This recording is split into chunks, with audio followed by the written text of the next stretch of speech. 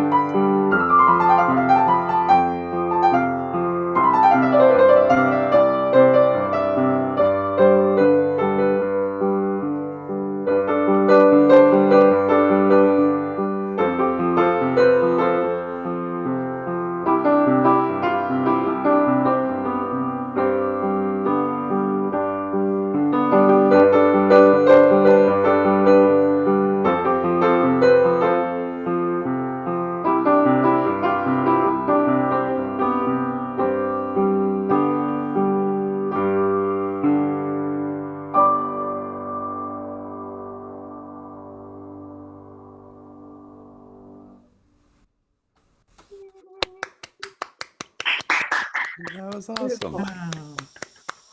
Aw, thank you so much, Anne. That was so beautiful. Lovely. That was great. Took me like away from all this cloudy, rainy weather. It just made me feel really good. Thank you so much. Thank you, everyone. Thanks for listening. Yeah, again, thanks for playing. What a charming way to start the day, let alone the meeting. All right. Well, we're sort of at time such that. So now, Peter, if you don't mind. It is my great honor to introduce Dr. Scott Price, and he is the Carolina Distinguished Professor of Music at the University of South Carolina. And just from looking at him, he exudes dignity with his tie and his white shirt. He's also the president of the Board of Trustees of the Francis Clark Center for Keyboard Pedagogy. He's the creator of the Piano Pedagogy Forum. He's a prolific recording artist. He's made many recordings. He's spoken extensively in North America and Asia, and all these things he is wonderfully well known for. But we're having him here today because he is probably the preeminent authority on working with students with special needs, and you will see from his videos and from his talk that he is as kind and as caring as he is educated, and it's just wonderful to see him, and we are honored that you are here. Oh, thank you, Peter. You are a smooth liar. Well, thank you all for having me here and allowing me to spend some time with you and to share with you the work of some of my favorite people in the whole world. What I'd like to do today is just maybe sort of give you a glimpse into what actually happens in the studio and the ways my students navigate the reading process and the counting process, and how we communicate a little bit differently, and how they have taught me to adapt my teaching to meet their needs. So first, I'd just like to talk a little bit about autism and then dive right into some videos. And I always tell everyone, when it comes to questions, I'll be happy to take questions. And the only question that is wrong or silly is the one that doesn't get asked. So everything is on the table, and please do not feel shy about asking anything about what I do or what you see or why something may be a certain way versus another way. So how many of you are teaching a student with autism, or you have a family member or the child of a friend who has autism? I see lots of hands going up. That's terrific. Thank you for taking on this challenge. You're doing some of the greatest work in the world, and you're just being present for a person who may not have a lot of people present in their life. So that's just terrific, and I thank you for that. You're all heroes in my heart, for sure. So I've been privileged over the last 20 years to spend time with people in the autism community and to learn from my students. And I truly do believe that when a child comes into my studio, I'm in a sacred presence, and that student is the teacher. I am the student, and I know that I'm going to get a masterclass in teaching from that student as they help me adapt what I do to help them reach their potential. So I know you're familiar with autism. When a child comes to a diagnosis of autism, this is the guide that a team of professionals uses. It's the Diagnostic and Statistical Manual of Mental Disorders, currently in its 5th version, text revision. I know that's a long title. We just call it the DSM-5 for short. And the criteria for autism in there are very detailed and very long. And so I usually try to boil these down into 3 areas that really help me reshape and adapt my teaching for the needs of my students. And the first of those is a difference in social behavior. The second, a difference in social communication. And the third is a difference in imaginative thought. Now, the literature will use words like deficit, and they'll use words like low functioning and high functioning. I like to use the word difference because that puts us all on an equal level, and we just have to learn how to interact with each other and communicate. So what do I mean by a difference in social behavior? Well, when you teach a traditional student and your student arrives for the lesson, they know to show up on time. They know to wipe their feet on the mat if it's nasty outside. They know how to wait quietly. They know how to knock on the door. They know to wait to be greeted and invited into the studio. They know where to put their books. They know how to get everything ready, and they know how to sit on the piano bench and wait quietly for you to begin the instruction. And they also know an entire set of behaviors that they need to exhibit based on your age, your gender, your social situation, your profession. And in many cases, you and I were never really taught all of that.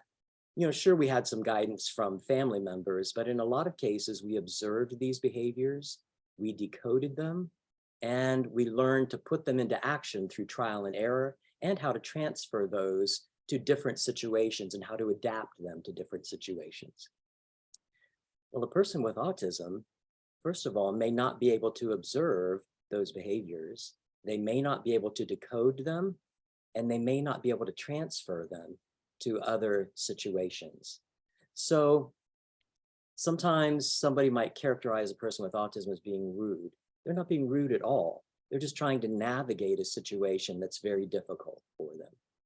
So I found it very, very important that I teach the behaviors so that my student can function in the lesson, and that I teach the behaviors that will allow them to get ready to learn. So they're so excited to see you. They are so excited to get to the piano and make music. So they're banging on the door at 3:52 and their lesson is at 4. So instead of getting angry, I put on my perpetual smile. It's my warm smile, my warm tone of voice. And I open the door and say, I'm so glad to see you today. I am so excited to make music with you today. And I know you are too, but I still have to finish with Thomas and his lesson time. So can you wait quietly until 4 o'clock? I will open the door. I will say hello. I will wait for you to say hello. And then I will invite you in. I will show you where to put your books. I will help you get ready with your coat and your shoes and your book bag. I will help you get your books out of your book bag. I'll show you where to put them. We'll get them in the right order for your lesson. And then I'll show you how to sit on the piano bench. And then we'll have quiet time while we get ready for the piano lesson to begin. Is that okay? So I've taught my student all the necessary behaviors to navigate the social situation and to get ready for the learning. And if I do that, I avoid all of the triggers that can cause emotional outbursts, frustration, or anxiety, or emotional shutdowns for my student, because they know step by step everything they need to do. So I spend a lot of time in the lesson teaching the appropriate behaviors. Also for a recital, I may talk about the recital several months in advance. I may take them to the venue and show them what it looks like, show them where they will sit, tell them what order they are in the program, what order their pieces will be in, and then we rehearse every step of sitting quietly, getting up from your seat, walking up onto the stage, getting the bench ready, getting the music ready, all the process that goes into performing, and all the behaviors they need to exhibit while on stage, and then learning how to bow, then learning how to go back to the seat and learning how to sit quietly. If I do those things, I don't have any behavioral problems at all. And that student isn't acting out. They're just frightened, they're anxious, and they're frustrated because they just can't function within the situation because they don't know what to do. So that's the difference in social behavior. Now, what about a difference in social communication? Many of my students with autism may be nonverbal, or they may be minimally verbal. They just may not speak. Or because of developmental delays, they may not yet possess a vocabulary. And so much of the meaning of what I say is just gibberish to them. And I'm assuming that they understand every word that I say. Just because my student is 16 years old chronologically, doesn't mean that they are 16 years old in their emotional development or in their intellectual development. So I have to be very careful to teach the meaning of every word that I use and also the meaning of those words in context. Because we talk about this a lot in a piano lesson. In my student's mind, when I say key, this may be what they're thinking of. Or when I say number, and I'm referring to a finger number, they could be thinking about math, or they could be thinking about time, or they could be thinking about money, or they could be just thinking about a counting exercise their parents are doing with them to help them navigate a social situation or something. So I have to make sure not only to teach the word, but the meaning of the word in context. Because we musicians, we use a really weird vocabulary that is just gibberish to the average person on the street. Like if I say, oh, Chopin, Opus 58, fourth movement, end of the first rondo, there's a Neapolitan chord, and I have to especially watch out for left-hand fingering there. You all know what that means. It's just gibberish to anybody else. So a difference in social communication. And this is how detailed this can get, because I once had a student who had his colors set a certain way in his mind, so all the black keys were green, and he just would not budge from that. So I had to make a note in his lesson, or in my lesson notebook for him, that when David comes in, all the black keys are green. He was also trying to learn to count, and he kept pointing to the half note and saying, TD, TD, TD. And I finally looked at his mother and said, I'm sorry, can you help me with this one? And she said, that's how he says turtle. He thought the half note looked like a turtle. And I thought, great, 2-syllable word, half note, wonderful way to start counting for this young man. Quarter, quarter, TED. And he did just fine with that. So that's an example of a difference in social communication. And when our traditional students come to see us, they know already a very wide and broad spectrum of vocabulary words. They also are able to work with abstract concepts like metaphors and analogies and a lot of imagery that we use in piano teaching. But a student with autism may not necessarily be able to work with an analogy or a metaphor or with imagery. So this is a difference in imaginative thought. If I say, okay, look, measure 8 through 12, you know, that phrase needs to grow, and I point to the crescendo, my student understands what I said, they understand the abstract imagery there, and they will be able to put into motion a series of physical movements which will make the crescendo happen. Well, if we think in a very literal way, if I look at my student with autism and I say, that phrase needs to grow, if you think about it, that's ludicrous because grass grows, people grow, animals grow. And if I have a very bright student, that student may look at me and say, no, I think you're wrong, because I know that when I play a key on the piano, it makes a sound and that sound starts to decay and get softer, so it can't grow. And they're right. So to make that crescendo, I need to explain it in a very literal, specific way using directive words, which will tell their body exactly what to do to make the required sound at the keyboard. So instead of the phrase needs to grow, I need to say something like, well, with finger number 1, can you touch the F very gently to make a quiet sound? Finger number 2, can you touch less gently to make a more strong sound? Finger number 3, strong. Finger number 4, more strong. And finger number 5, very strong with the finger touch. That way, my student begins to learn different body movements, which equate with different volumes and sound, and they can play a beautifully graded crescendo. Now, your traditional student would look at you like, are we really going to do this? Really? But perhaps both students would benefit from that approach. And maybe it might be the doorway to some more imagery for a student with autism, and maybe it might be a doorway into better understanding of the physical approach to the piano for a traditional neurotypical student. So that's just an example of a difference in imaginative thought there. Or sometimes I might say, well, you know, in this Beethoven sonata, at this cadence, you know, it has to be like the moon going behind the clouds.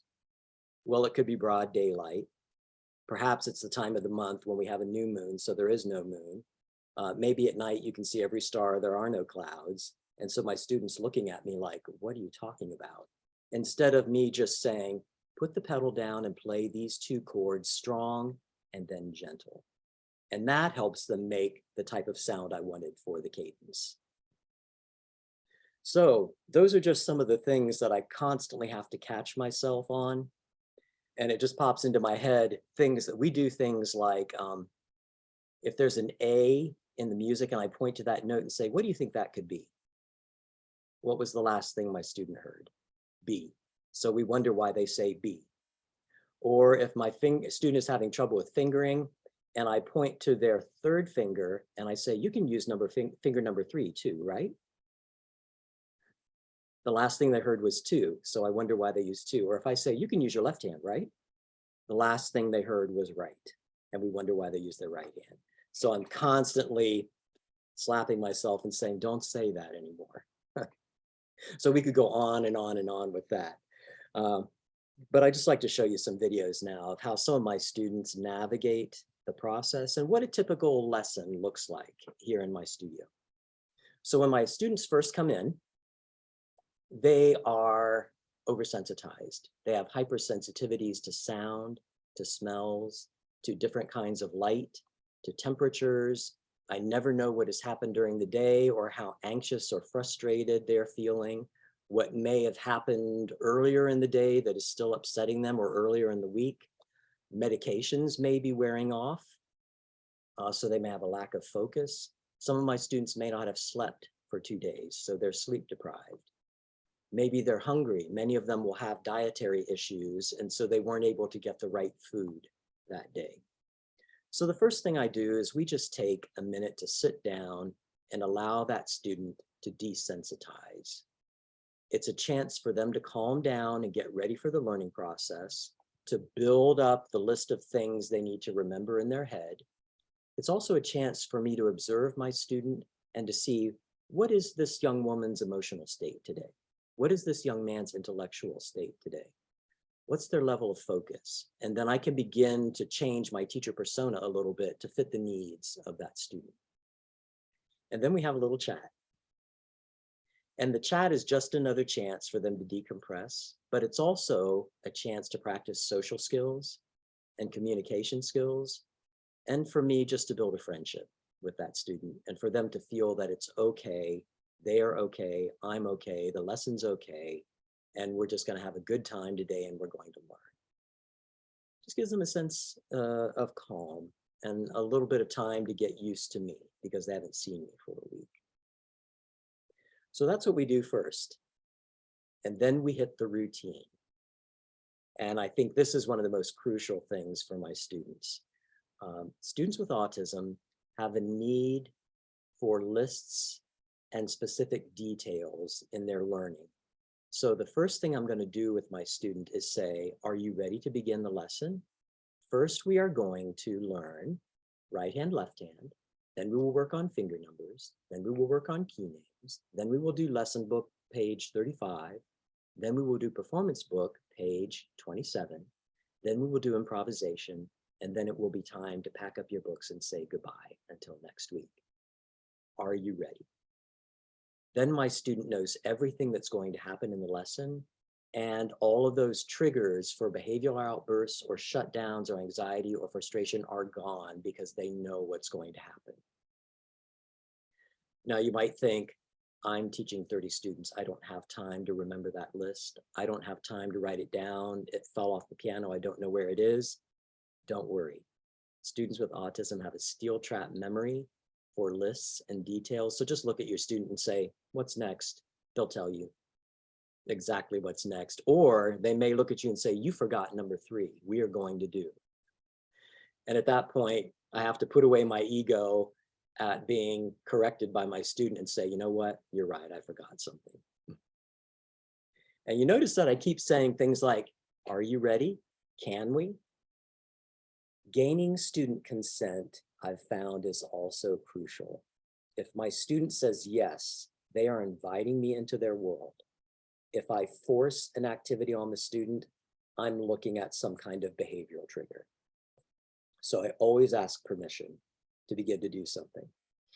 Then I just have to decide if they say no, does that mean they just need more time to get ready?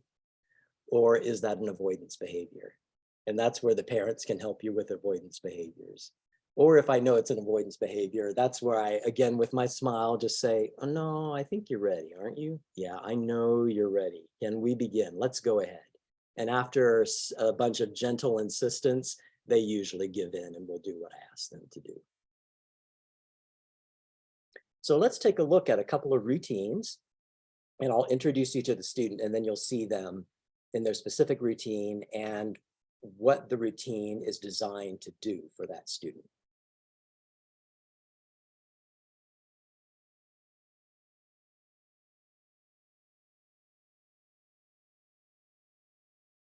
Can everyone see that screen that says Aaron's routine?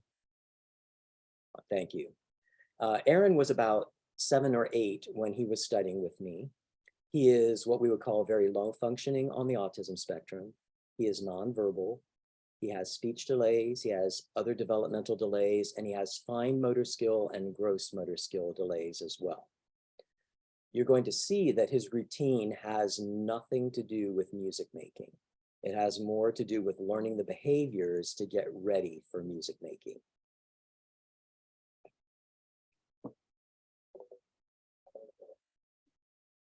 Hi, Aaron. Good. That was great waving. Good for you. Are you ready to play piano? Aaron, look at me. Are you ready to play piano? Sit down. We're going to work on. We're going to work on eyes looking at the keyboard. We are going to work on taking turns. We're going to work on fingers. We're going to work on playing black keys, white keys. Are you ready? Are you ready? Aaron, look at me. Look at me, Aaron.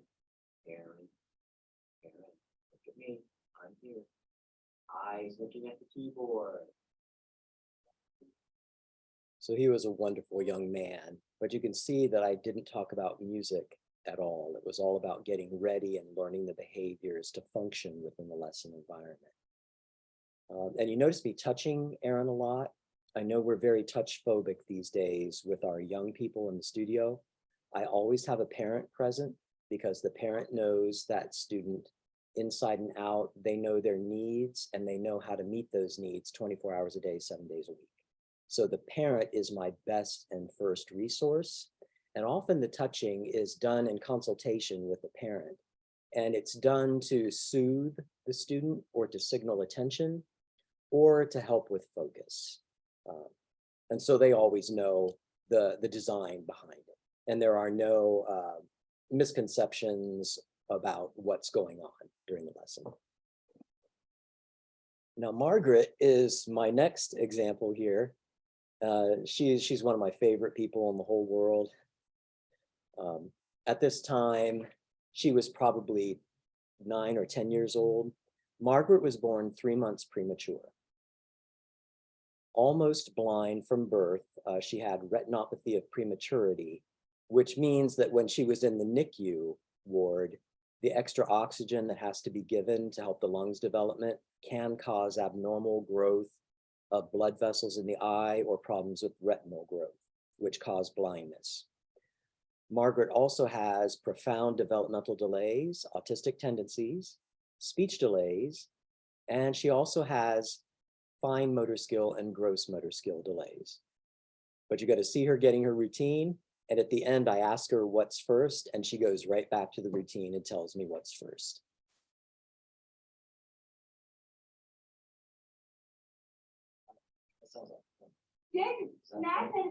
Wait a second. You're going to work on your fingers. Work on your fingers. Work on, Work on your thumbs. and we're going to work on your scale. Scales jumping. Yeah, jumping, good. You remember to jump in your scales. Then we're going to do the pieces. Pieces. Then we're going to do this. Oh, boy. Time to go. Now time to go. All right, hands Then the down, last one. hand in your lap. What are we going to do? Do you know what kind of Yes. Might as well- Play your seed. So she's a wonderful personality. And I quickly learned that the first word out of her mouth in response to anything was no. And her grandfather told me it doesn't mean anything. It's just the first thing that comes to her mind is no. So no often meant yes. She just got mixed up a little bit in her thinking. But she's a wonderful personality. So that's just an example of the routine. And then we dig into the teaching and we break it down step by step by step by step. So if I'm going to teach a traditional neurotypical student how to play the 2 black keys on the piano, we'll often do something like, take a look at the keyboard. Can you find those groups of 2 black keys? Do you see that group of 2 in the middle? Awesome. Right hand, 2 and 3. Can you touch that group of 2 black keys? Yeah, you found it. Can you play them? Play them at the same time. Very good. Can you watch my hand and see how I do it? Now, can you do that? Can you find a different group of 2 black keys on the keyboard? Yeah, play some more. That works for a neurotypical student. But if you think about it, I just assumed that my student was giving me joint attention. I assumed that my student knew their right hand and left hand. I assumed that they knew finger numbers. I assumed they knew their colors. I assumed that they could count. I assumed that they could focus their attention on the keyboard and identify different groups of black keys. I assumed that they would pay attention to my model. I assumed that they would focus back on what they were doing. I assumed that they had the motor skills to be able to do what I had asked them to do. And then I also assumed that they would be able to execute that skill and transfer it to different sets of keys on the keyboard. So those were at least 10 things or 10 concepts where we could have fallen apart there. So with a student like Aaron, I have to teach him every step of the process. Aaron, can you look at me? We are going to work on playing a black key. Can you do that for me? Very good. This is your hand. This is your right hand. This is your finger. This is finger number 2. This is a black key on the keyboard. Can you touch that black key with your right hand finger number 2? Can you push it down and make a sound? Very good. You just played a black key on the keyboard with your right hand finger number 2. Can you do it again? Can you play a different black key? Very good. That's the step-by-step breakdown that my student with autism may need in the teaching. So let's look at an example of Aaron doing this. Because of his developmental delays, there's more hand-over-hand teaching and less verbal instruction because he doesn't possess the vocabulary to understand a lot of what I say. And I make a horrible mistake in this teaching clip because he likes to noodle on the keyboard. So part of his learning is that he has to put his hands in his lap and it's my turn and then it's your turn. And I start asking him to do a skill without saying your turn and he refuses to do it. And the minute I remember and say your turn, he looks at me and does exactly what I wanted him to do. So this is bad teaching. Don't do this.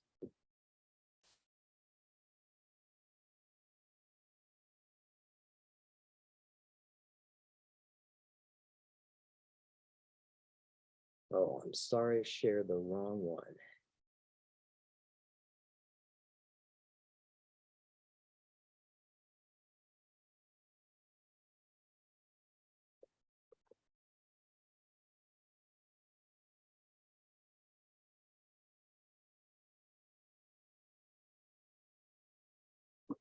Show me your ones. Show me your ones. Aaron, show me your ones. Where's your ones? Show me your ones. Yeah, yeah. Hooray, good job. Show me your 2s. There's your 3, 4, 5. Show me your 1s. Yeah. Good job. Wow, your fingers are awesome. Show me your 1s. Show me your 2s. Show me your 2s. Good. Yeah. Man, you're getting really good at this. Yeah. Okay. Let's work on playing the black keys. Look at your keyboard. Put your hand down. You're fine. Look. Black key. Look down at fingers. Black key. Look at your fingers. Black key. Look at your fingers. Look at your fingers. Black key. Look at your fingers, Aaron. Black key. Look at your fingers. Black key. Black key. Play black key. Aaron, your turn. Play a black key. Good job. Hands down. Aaron, look at your fingers.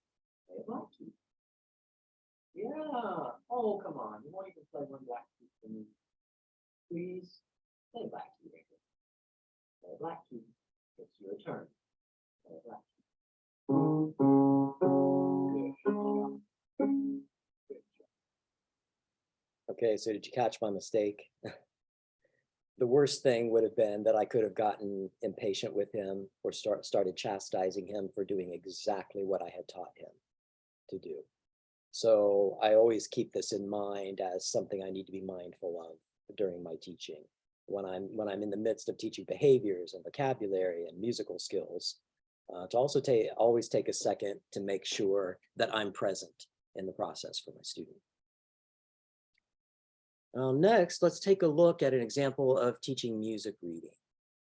And when I'm teaching music reading for my students, I like to differentiate between what I like to call music reading and note reading.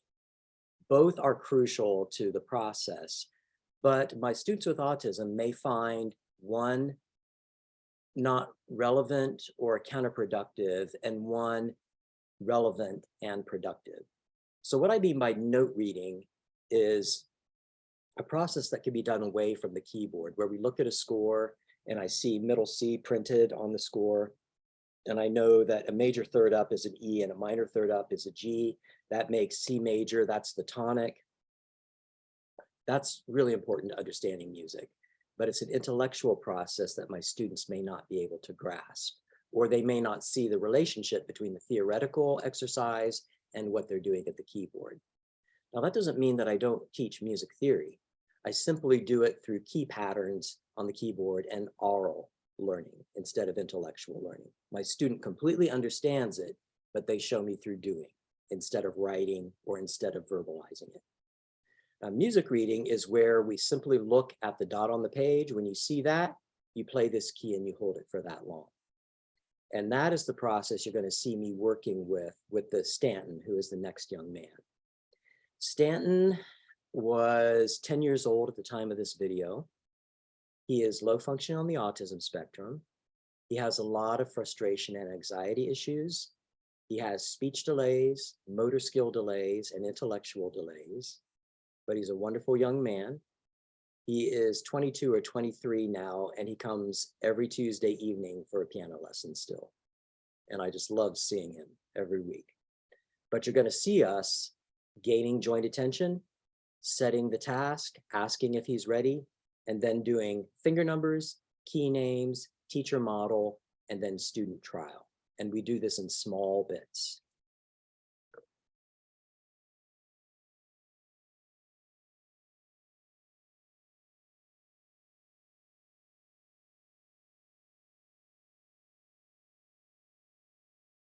You work on as morning dawn. Yeah. No? Yes? Yeah. Good, good, good. You had to work on line 1 and 2. Let's do line 1. Hey, man. Ready? 1, 2.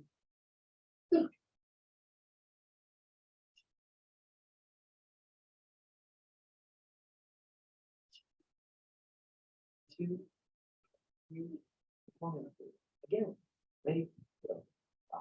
1, 1, 2, 3, 5. 2, 1, 2, 1, 2, 1, 2. Yeah.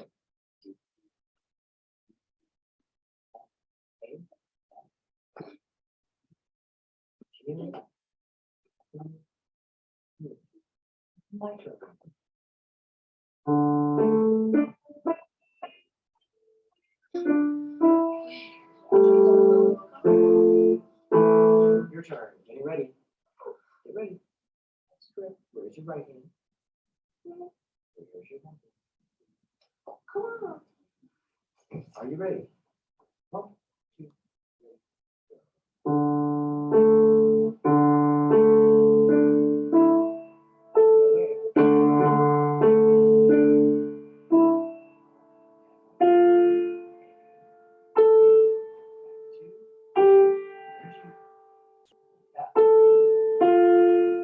Very good. And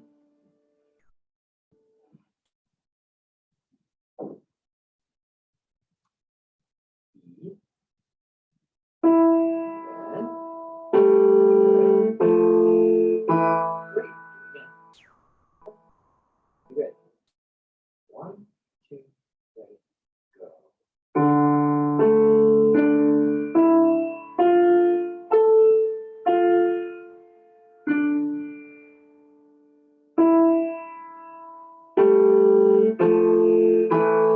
good. So he's a champ. So you're probably going to say, well, that's not music reading, that's rote learning. And yes, it is. But over a longer period of time, that becomes true music reading, where Stanton is much more self-sufficient.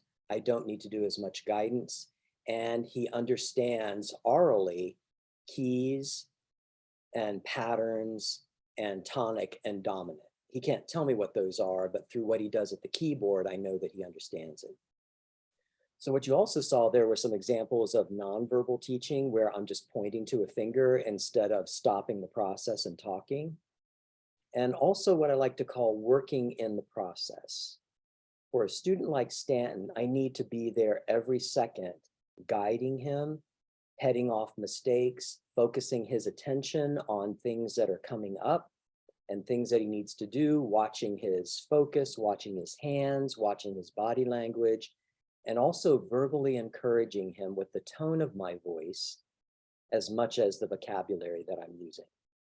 And I'm a big fan of celebrating everything that my student does, even if it's incorrect, because he came out of his shell and he tried. And so I always say in positive language, oh my goodness, you tried, and that was the best try ever. Do you think we could try it again? And do you think you could use this finger this time? So we always spin it into a positive and into a learning, a chance for learning for a young man like Stanton. He's also my scripter. And what that means if a student scripts is that often it's a way to deal with anxiety or just to help them manage their own behaviors and emotions. So it could be television scripts that they are reciting to you. It could be phone numbers. It could be just gibberish. And Stanton needs to do that in the lesson, and I let him do it. It may drive me crazy as a teacher, but he needs to do that to be able to navigate the lesson. So I let him do it.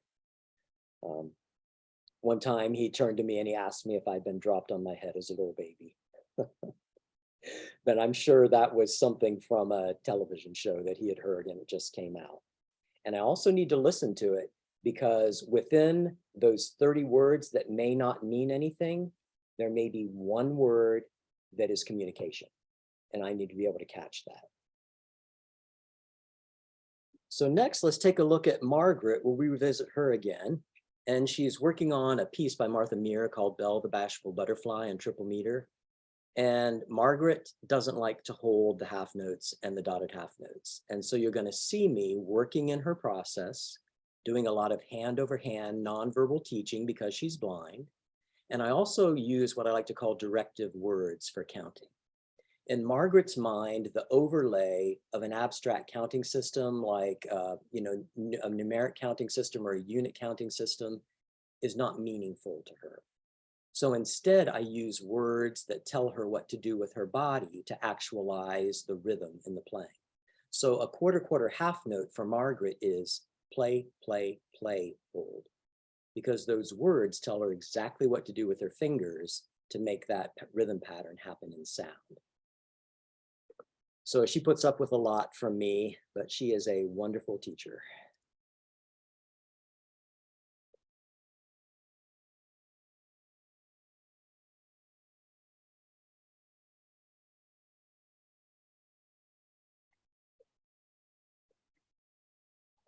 Belle Bashful Butterfly. Can you play it again? Remember to hold your notes, please. Yeah. Both ends ready. No time. Are you? There, now you. Now your turn.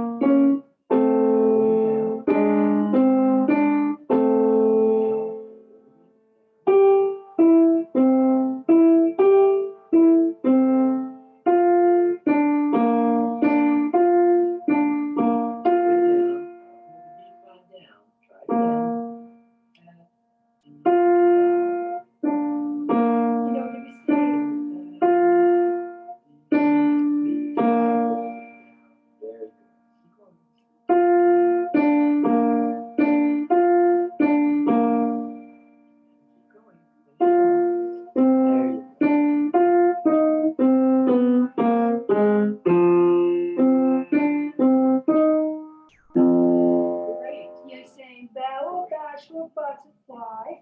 So will you remember to hold your notes? Yes. We had to work on that a lot more, but she's just such a wonderful personality. And for a student like Margaret, who possesses less of a vocabulary, the tone of my voice becomes much more important and communicates much of the learning process and also keeps her going. Now, I know you're probably looking at that clip also and you're going, oh my gosh, that wrist position, that hand position, that finger position. It's horrible. Why aren't you doing anything about that? Well, with Margaret's physical delays, that's the best that she can do. So sometimes we have to accept some things that we can't fix or that can be fixed over a much longer period of time than it would be with a traditional neurotypical student. Now, I think we have time to take a look at Margaret. She'll be reading from a Braille piano method. She was actually pretty good with reading grade 2 Braille text. And from the Library of Congress, National Library Service for the Blind and Physically Handicapped, she was registered and was able to get books and music materials in Braille from the Library of Congress. So she got a piano method. I got the print method. I learned a little bit of the Braille music code. And then with Margaret's help, I learned how to help her navigate that so that she could learn a little bit of how to read music by Braille. Now, in a Braille piano method, you'll have text Braille for everything that's written in the book. Then you'll have a different music code, a different Braille code for music for the music. And then you will also have additional Braille text that will describe everything that's on the page. So you'll see Margaret reading to me from the text, and then I help her find the appropriate things to do on the keyboard.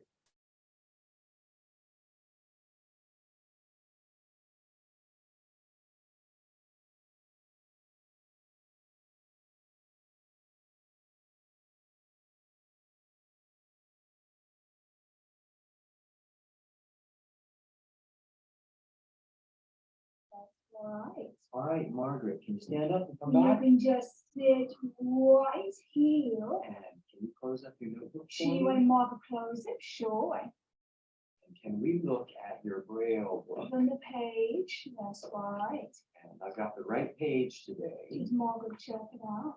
Margaret checked it out? Yep, you did. And then good. All right, I think we're starting back a little bit.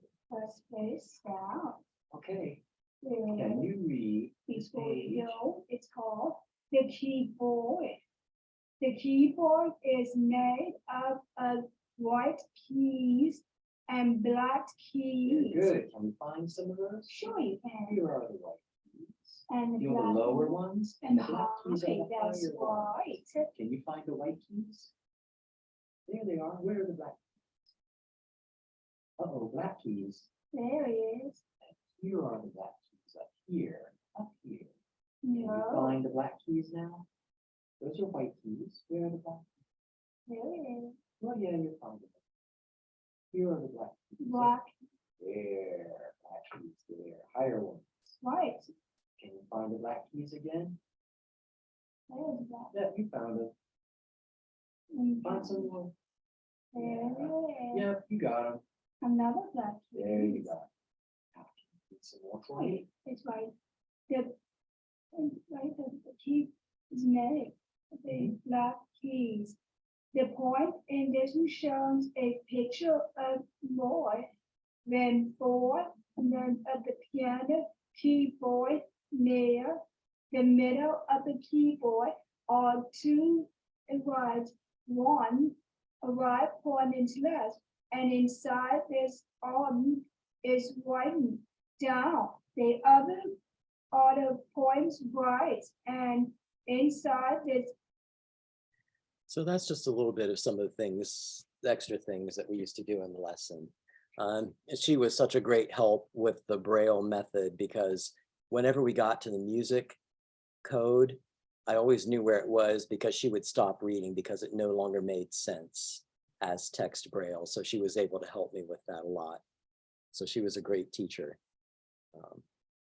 So that's just an example of how sometimes some students can use assistive devices. For other students, things like technology or a Braille piano method just may be distractions, or they may not see the relationship between that thing and another thing.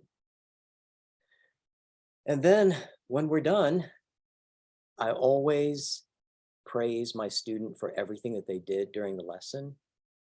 And then we have a practice plan that is also the learning plan. So practice is part of their daily routine, and I never have to ask them to practice because they just know 5 o'clock practice time. But I do send them home with instructions of what to do, and we follow a 5-step plan. And the first part of that 5-step plan is notes. They have to figure out the notes, fingering, counting.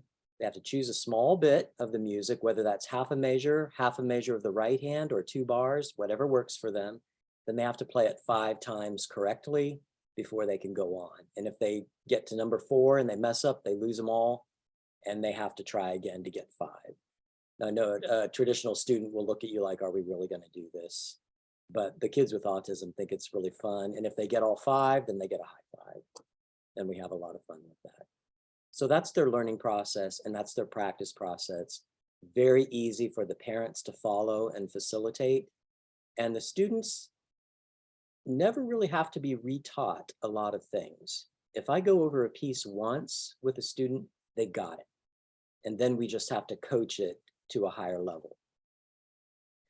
So that's a typical lesson every day for all of my students. Some of them need more detail, others need less detail. Some of them need more of my presence, some of them need less of my presence. And as they grow, they will often be brutally honest and when they don't need you anymore, and that's okay.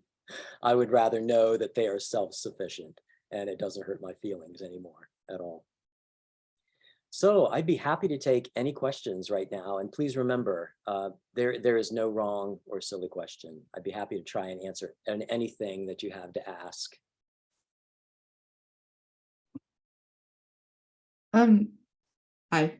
Yes, Katie, so good to see you. Yeah, thank you. That was great. I so I have a few of my students that are on the spectrum. They have really strong rejection sensitivity.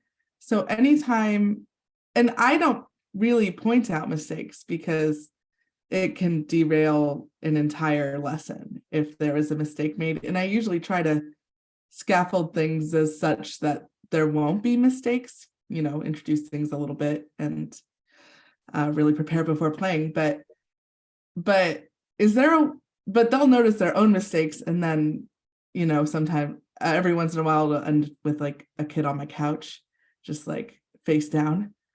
And then, you know, I'll play them some music, and then hopefully in 10 minutes, they'll come back and play some more piano, but it doesn't always happen that way. How do you deal with that? Well, sometimes you do need to take a break, and they just need a break from the intensity of the lesson, to manage their frustration, to manage their anxiety. Sometimes we need a break, and that's okay. I'll just say, do you need a break right now? Or would you like to run up and down the hall for 30 seconds and then come back? Or would you like to jump up and down? Or would you like to play with this fidget spinner or whatever for 30 seconds? Sometimes they need that break.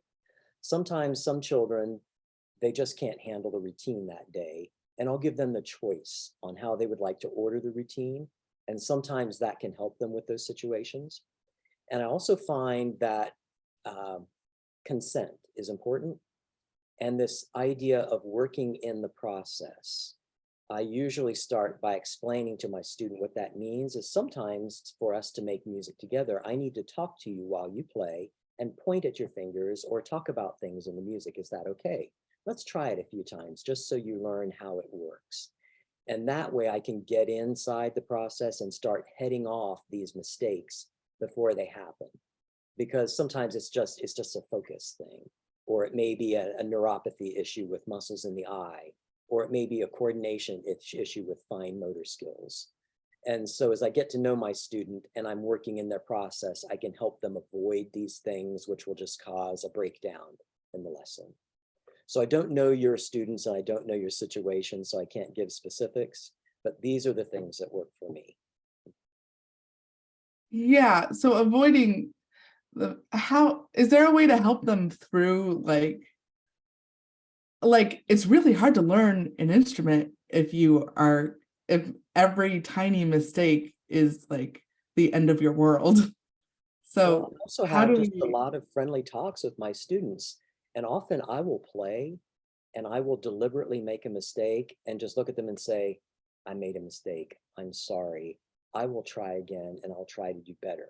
And so they begin to learn that making a mistake is part of the process and it's not necessarily bad. And the next thing I want to say is not meant to be flip in any way, but I talk to my students. I just talk to them and say, well, you made a mistake there and you got upset. Why did you get upset? What did you think about that mistake? And if I say it in a positive tone of voice, then I begin the conversation about why they exhibited this behavior, because it's communication. And then we can begin the process of saying, I make mistakes too. Everybody does. It's okay. That's how we learn. And it's not really a mistake. It's same, different. Was this different than what was in the music? Or did you play the same thing as was in the music? And sometimes if we describe it in that way, it's not a negative. It's just saying different. I did something different than what was in the music, and that's creative. But we need to honor the composer's intent sometimes. So maybe try that as well. So yeah, talk to the students. Thank you. You're welcome. Would anybody else like to ask anything? Yes. Yeah. Joan? Hi, it's a wonderful lecture that you're giving, and it's very much appreciated. With teachers who have mostly high functioning students, but you may have one or two that are lower functioning in this way. Maybe not severely like what you've shown us here, but enough to try to work around the idea of how do we integrate them in performance classes, in recitals, how and even as a participating audience person, and as a performer. Both of those I'm struggling with personally. Well, I think that's a great question, and I think it opens up terrific discussion on several different levels. Is one, I'm talking about extremely detailed processes for my students. Higher functioning students don't need this much detail in their process, so they might get frustrated with it. And I also talk a lot about how don't use analogy or metaphor, where higher functioning students may find analogy and metaphor and imagery useful, so absolutely use it for them. With the performance situations, if my students are playing in the recital, I go through teaching the entire process of behaviors for that. And so everything is planned, and so they know what to expect. Because some of these students may only have seen Tom and Jerry in concert, or they may have seen, some flamboyant performer on YouTube, and they think that's the way you bow and that's the way you do things in a concert. So we have to give them examples and teach it. And as far as being an audience member, I also have to teach the behaviors for how to be an audience member. And sometimes the way we do this for a student with autism is to use what's called a social story, which would say, well, Miss Joan went to a concert, and when she went there, she had to remember how to sit quietly. And then she didn't clap until other people were clapping. And if she had to leave the room for some reason, she had to wait until an intermission or in between pieces. And she had to make sure not to kick her feet, and she had to remember not to do other things or to talk. And that's the way a student can learn these behaviors, by reading them in a story and then bring them into their own being so they can operate that way as an audience member. Also, here at the university, all of my faculty recitals are what we call family friendly.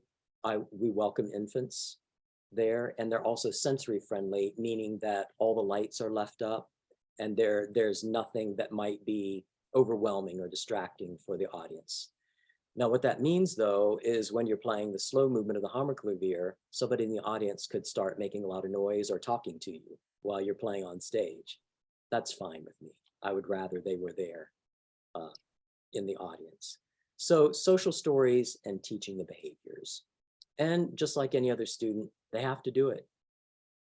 Mm-hmm. And then we sit down and have a talk about what went well and what we might try next time. Do you educate your high functioning students that you have, little Susie is struggling with such and such, so they have some information? Oh, sure. Everybody who comes to the recitals here at our school, they know that it's an autism friendly experience, and they know what to expect. I also put information in the concert announcement saying this is autism friendly and autism behaviors are understood and welcomed. And with some of the older students who are maybe more high functioning, I'll say, well, so-and-so is going to be here and they have a lot of trouble with sitting still. So we're going to have to put up with that when you're performing, and you can't let it bother you. And I also kind of put it in terms of, now you are really experienced at doing this, but Stanton and Aaron and Margaret aren't. And so I need for you to help be a teacher for them. And can you do that and help them learn these behaviors? Then it involves everybody in a community. Yeah, helpful. Thank you. Peter, yes. So I have sort of a two-part question, and one of it is tracking from Katie's question. And oh, thank you for, I mean, this was an incredibly absorbing talk. I have seen you talk before, and I had not had a student with autism at that point. And suddenly now I have a student with autism, and it's like, oh my God, yes, oh, that's that. It's just so, I enjoyed, I got so much from it. I have a student who he's playing at an incredibly high, he's done Rachmaninoff concertos with orchestra. I mean, he's really playing at a very, very high level. But sometimes in lessons, I mean, I will say something and that will shut him down completely. And so either he will just sit and say nothing whatsoever, or one lesson he played everything at half speed. And so suddenly everything was incredibly slow scale. And I thought maybe if we go to another piece, that would, but no, everything was suddenly in slow motion for 20-30 minutes of the lesson. And something I would ask is, what can I do to help him when he is doing that? Well, for the first part of your question, of course, I don't know this student, and so I don't know the exact situation, I often will just tell them and just say, now you're going to play first, can we play first movement of Rachmaninoff 2? And at some point, I may need to stop you because there are some things that we'll need to talk about. Is that okay? And then my student knows what's going to happen. And when I stop them, I always try to use the perpetual smile in my face and the calm tone of voice, or maybe some gentle, slow body language to stop so that they learn what these things mean and that they aren't negative. And they know what's coming and they know why. And when I stop them, I say, can we stop right there? That was very, very good what you did. Do you think that we can talk about the dynamics in measure 12? And then they know what's coming next, and there's going to be a discussion about that type of thing. That seems to avoid a lot of these shutdowns. Or perhaps I'll say, okay, you tell me how your day is going.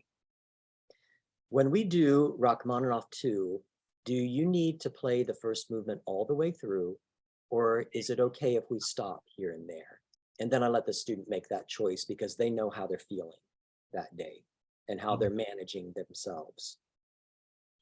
Now, I'm sorry, what was the second part of your question, Peter?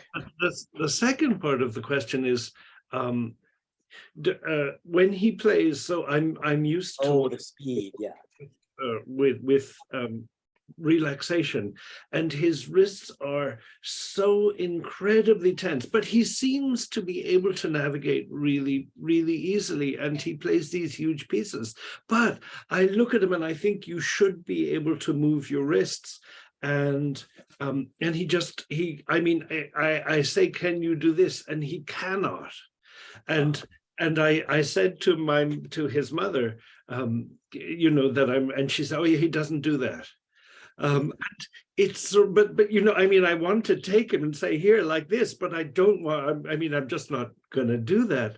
But is there, you touched on it when you said physically that they do things much, much more slowly. And so I'm thinking, should I be worried about it? And well, in terms of the tempo, again, I just say, you played at a very slow tempo today. And I think that's a very good thing to do for several reasons. Why did you do it today? And not, why did you do that today? But why did you do it today?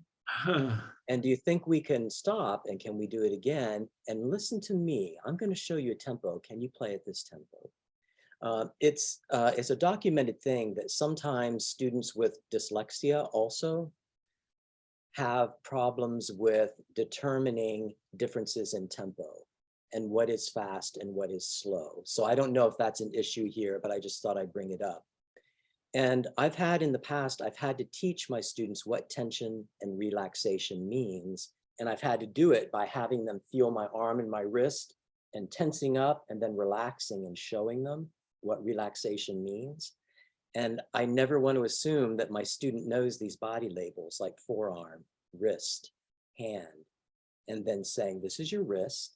Do you know how to move your wrist like this? Can your wrist move up? And then can it move back? And watch me. Do you think you can do that? Because sometimes they just don't know what it means to be able to do that. And then maybe we work on it over more time. And saying a word like, well, rotation. Well, rotation means this, not these oblique gestures that we make at the keyboard. So sometimes I have to work over a long period of time to actually help them understand what it means to move.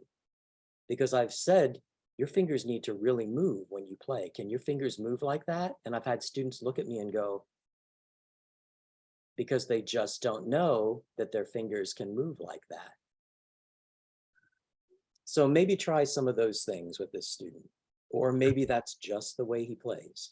Maybe he has some kind of gross motor skill thing. I don't know. Well, I mean, the thing is that, you know, he really can play extraordinarily well, except sometimes something will flip a switch, and either he becomes completely uncommunicative, and then I'm thinking, you know, how can I get him out of it? Or he'll do something like everything is half speed, and it seems that that's where we are, and we can't fix it, or we can't change it. To use the words of a colleague of mine, all behavior is communication. Everything that they do is communication. A shutdown is communication. Playing slow is communication. And it's my job to figure out what they're communicating. And that's why I just put on the smile and the calm tone of voice and start the conversation. Because that student is going to teach me something about why they did what they did in the way they did. That's not particularly helpful. Well, I want to get into that student's mind. I want to know what they're trying to communicate to me. Because some students with autism, you may be talking to them and they may not be looking at you, and you may think they're not paying attention, but they could be paying intense amounts of attention to you. It's just the eye contact and the facial expressions are too much to decode, so they just want the information, and that's why they're not looking at me.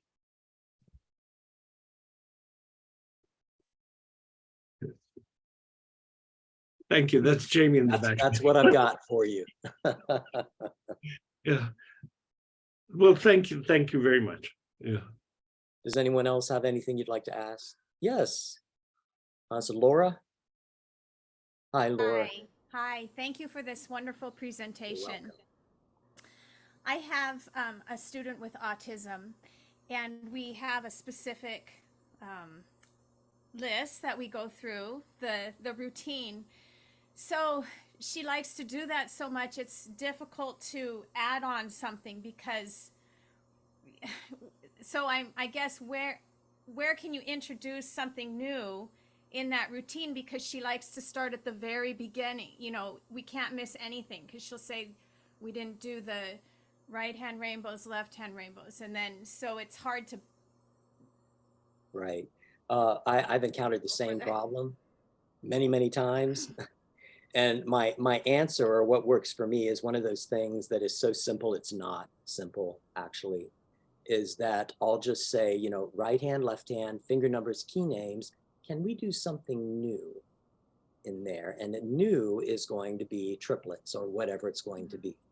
And then when we get to that, I say, are you ready for something new? It's the triplets, and I'll show you what to do, and I'll explain the process. Or sometimes I'll just say, can we stop for a minute? You know, I think this is a time for us to really do something neat and something fun and something different. Do you think we can stop the routine right now and do this fun, different thing that's new? And so I just explain to them what we're going to do and why, and ask for their consent. And almost always they consent, and we add the new thing in. And then sometimes they'll say no, And I have to decide if that's a no or if it's an avoidance behavior. Okay. Thank you. So maybe try that. That's good. It really is, talking to our students may seem simple, but it's not so simple. It really isn't. It's a different kind of communication. Thank you.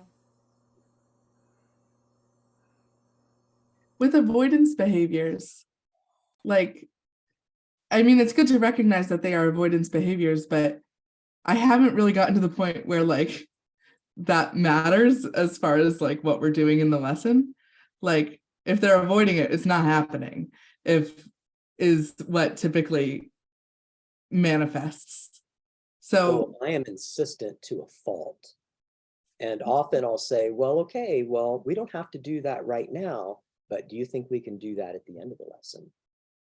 And then I keep reminding them and saying, well, you know, when we get to the end of the lesson, we're going to do this, right? Or I've been known, we do a lot of improvisation in my lessons and the kids think it's fun. So I'll say, you know, if you don't do this by the end of the lesson, there's not going to be any improvisation today. And so I'm really, I've been known to kind of manipulate my students into doing what I want them to do. Or sometimes it's just not going to happen. And I have to say, okay, it's not going to happen today. But then there's next week, and there's the next 2 weeks, and the next 3 weeks, and the next 4 weeks. Maybe I'm just not doing the insistence right, because oh man, it just does that. If they are avoiding it, it is not going to happen. And if I insist, if I insist, then it throws them into something we cannot recover from. This voice and this face, this is my insistence. You know, we're going to do that later. Yeah, it's going to come up again. We're going to do it. Can you do it? Yes, you're going to do it. Yeah, we're going to do it together. But sometimes it's not going to happen, and that's okay. You know, it'll happen next week maybe. Or maybe they need a week or 2 weeks to get that in their mind and get prepared for it emotionally and physically and intellectually. Sometimes that's what's needed. Thank you. Yes. Yeah.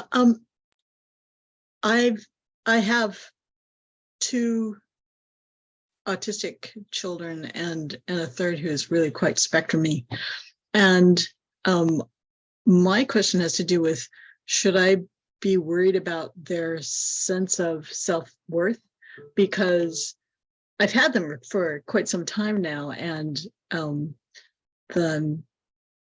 2 that are the most autistic are twins, and they're like 11 now and beginning to, you know, go through all the body changes that one goes through as a preteen. But they are impaired enough that they are not moving very fast through any kind of repertoire. And I worry every once in a while, you know, with children that are, you know, that don't have these kind of issues. We always, as teachers, we try and make sure that they are not comparing themselves to their fellow students.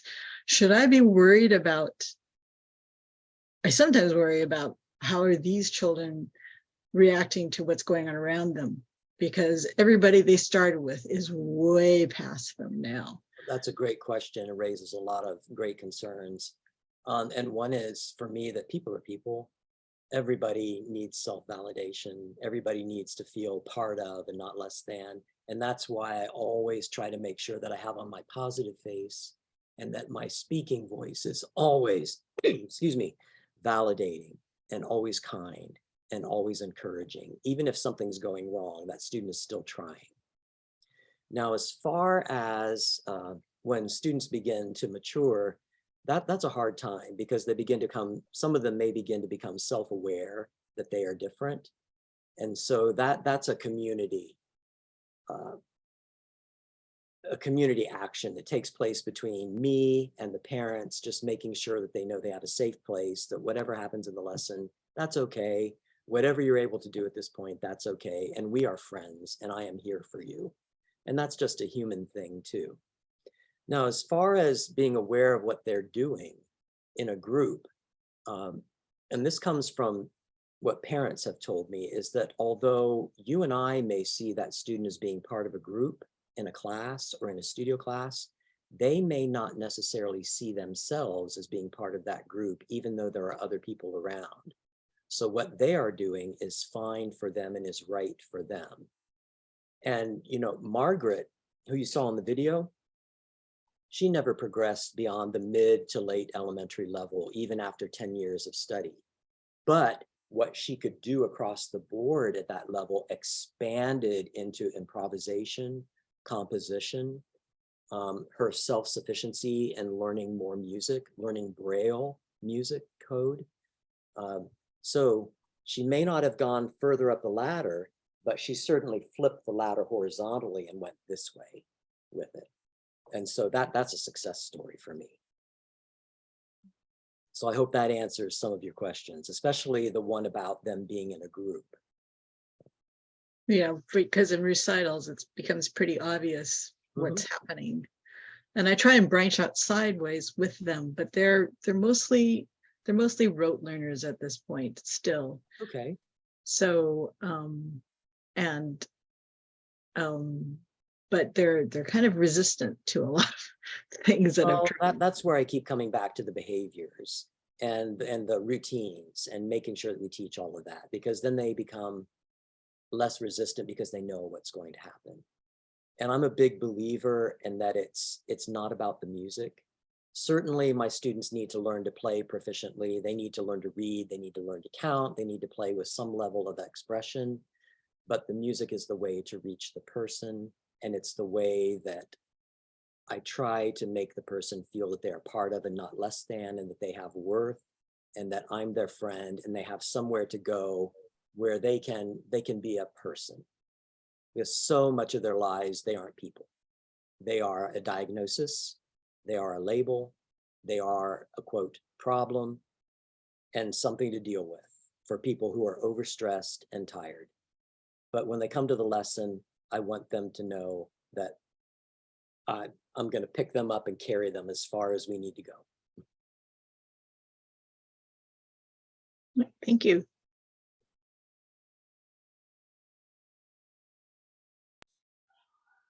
Well, unless anyone has any other question. Oh, I have one. Ryan, sure.